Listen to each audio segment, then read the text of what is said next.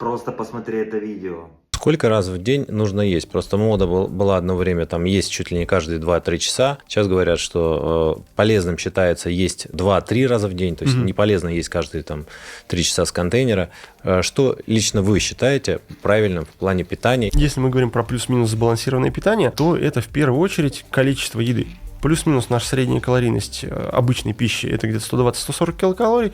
Закладываем туда небольшие погрешности в питании, и у нас получается примерно 1,5 килограмма еды. Но обычно это многовато, и поэтому лучше разбивать это количество на 4, например, приема пищи или 5 приемов пищи. Главное в этой ситуации – выделить себе время, чтобы поесть спокойно. Надо почувствовать, есть у тебя голод или нет.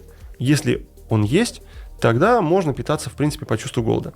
Если его нет, и это повод проверить желудок. Надо почувствовать, есть у тебя голод или нет. Если он есть, тогда можно питаться, в принципе, по чувству голода. Если его нет, и это повод проверить желудок. Подпишись и поставь лайк.